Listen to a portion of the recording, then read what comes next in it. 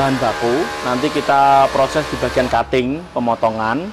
Habis itu nanti setelah pemotongan cutting itu ada proses menjahit. Nah, menjahit, setelah proses menjahit itu selesai, proses lagi seperti ini. Nah, contohnya seperti ini, Pak. Ini proses seperti ini. Ini apa, obras ini apa? Ini masukin lastik ini, bahan ini. Lastik ini. Nah, setelah proses ini jadi, proses selanjutnya adalah mengobras seperti ini. Nah, seperti ini, nanti celana jadi seperti ini. Nah, ini masih baru 50%. Baru 50%. Ini adalah proses baru 50% ya. Nah, setelah proses seperti ini jadi, ada proses selanjutnya, yaitu yang bawah ini biar dirapikan menggunakan mesin ini. Ini adalah mesin cam atau mesin clean untuk proses celana di bawah ini seperti ini ya. Biar menghasilkan seperti ini ada mesin ini, namanya mesin cam. Selanjutnya proses selanjutnya adalah untuk lebih rapi lagi biar kolor warna putih ini tidak kelihatan.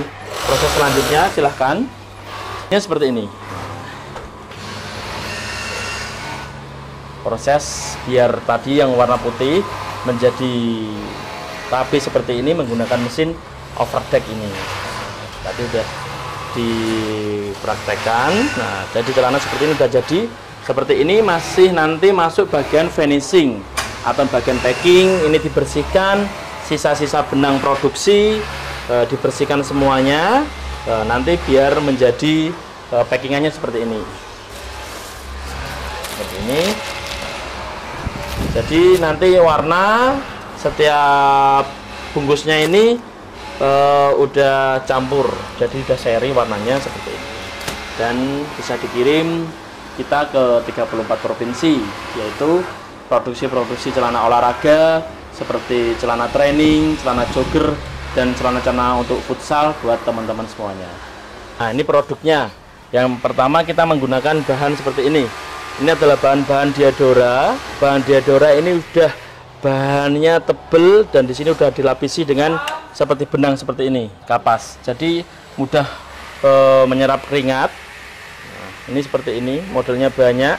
Juga ada yang training. Kalau teman-teman semuanya lihat, ini ada training dan sudah dilengkapi resetting kanan kiri. Ini untuk lebih aman, safety. Teman-teman masukkan HP, uang tidak mungkin jatuh karena sudah dilengkapi dengan resetting. Kita banyak jenis dan banyak model. Kita hampir ada 34, ada 50 jenis item. Nah, seperti ini bahan yang sangat bagus. Ini banyak dijual di supermarket. Kalau teman-teman sering ke supermarket pasti tahu bahan-bahan kaos seperti ini. Seperti ini kita jual rata-rata di harga 25.000 ke bawah. Karena kita mainnya adalah grosiran. Jadi buat teman-teman semuanya yang pengen bergabung, pengen mitra dengan kita, bisa nanti ada nomor HP yang kita cantumkan. Kita harganya harga produksi, pasti lebih murah untuk membantu teman-teman wirausaha UKM untuk mengembangkan usahanya seperti ini. Nah, ini adalah proses untuk mengasih warna, karena dulu pertama kali adalah semuanya ini adalah polos dan tidak ada motifnya. Di sini adalah mengasih motif jenis-jenis produk-produk brand-brand yang sudah ternama. Oh, ini berarti disablon gitu ya? Dikasih sablon atau mengasih perwarnaan. Contohnya seperti ini.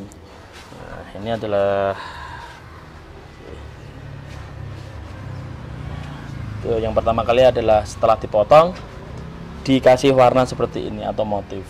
Nah, seperti itu. Di sini karyawannya khusus sablon ada sekitar 10 dan ada shift malam dan shift pagi. Nah, di sinilah barang-barang stoknya setelah jadi nanti bisa. Ini berarti masih potongan ya, Mas ya? Ini masih potongan. Next selanjutnya, proses selanjutnya adalah ke tempat penjahit. Oh, gitu ya. Masih ada proses selanjutnya lagi. Ini baru sekitar 10% untuk masuk ke sini. Jadi inilah buat teman-teman UKM, teman-teman kita hanya membantu meringankan beban beban pemerintah sedikit saja, mungkin nggak ada berapa persen. Yang penting teman-teman pemuda masyarakat sekitar bisa bekerja dan membantu ekonomi keluarganya.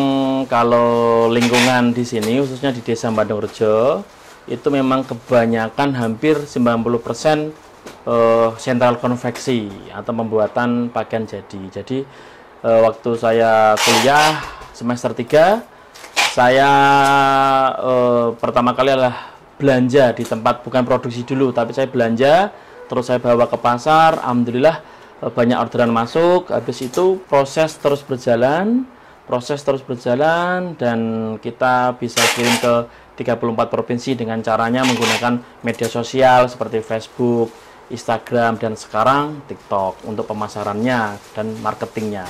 Temurun-temurun enggak, cuma memang lingkungan yang menggiring kita untuk menjadi pengusaha, khususnya menjual celana-celana olahraga seperti training, jogger, dan celana-celana olahraga. Kalau memang lingkungan di sini hampir 90% otomatis kita kebawa oleh lingkungan, seperti itu. Kalau sukanya banyak sekali Pak, kita bisa membantu masyarakat, bisa bekerja buat teman-teman pemuda seperti ini, mengurangi hal-hal negatif, mereka bisa bekerja, dan kita juga seperti di sini menyediakan mes atau tempat tidur. Jadi teman-teman semuanya yang masih belum punya pekerjaan bisa nanti langsung ke tempat kita, karena kita tujuannya adalah membukakan lapangan pekerjaan sebanyak-banyaknya untuk semua teman-teman semuanya. Yang penting senangnya di situ, kita bisa bermanfaat untuk orang lain. Kalau dukanya banyak. Di antaranya adalah ketika kita menjual barang, sudah kita bantu, tetapi banyak pelanggan yang tidak bisa membayar dengan alasan A sampai Z.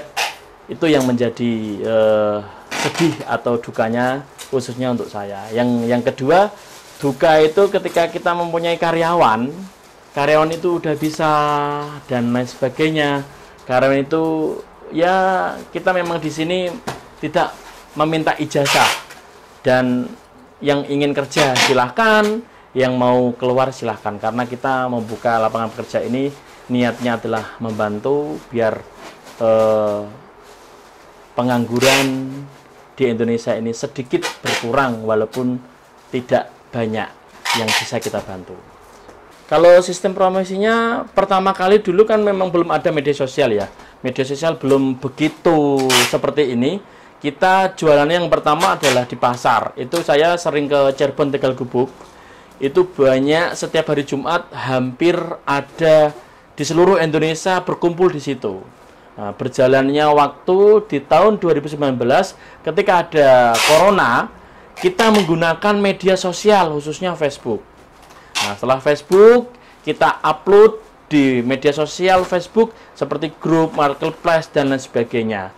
Habis itu selanjutnya ada e-commerce seperti Shopee, Lazada, terus TikTok ya. Kita mengikuti karena zaman ini berkembang, dan saat ini contohnya seperti ini adalah proses-proses packing orderan dari teman-teman TikTok. Nah, ini semuanya packing untuk orderan teman-teman dari TikTok yang order, dan kita juga menyediakan penjualan secara live di TikTok. Itu hampir 24 jam ketika ada event-event besar. Seperti hari-hari biasa, kita hanya bisa live mulai jam 6 pagi sampai jam 12 malam, non-stop, tidak pernah putus. Jadi teman-teman yang pengen order menggunakan celana murah berkualitas, bisa langsung cek di TikTok kami dan langsung bisa diorder barang sampai rumah. Harapannya khususnya untuk kita semua, semoga pemerintah bisa membantu seperti industri home atau wirausaha muda seperti saya. Pemerintah harus berperan, pemerintah harus membantu dengan sistem. Mungkin pemerintah mempunyai cara yang lebih baik, karena banyak, khususnya saya ini, pemerintah perannya sangat sedikit. Contohnya ketika ada bahan baku naik, tidak terkontrol, pemerintah pun mungkin tidak bisa membantu sama sekali. Harapan saya adalah pemerintah ikut membantu, bagaimana memberikan solusi untuk saya dan teman-teman lain atau industri home lain seperti di Jepara, khususnya di Desa Banurjo, Kecamatan Kalinyamatan.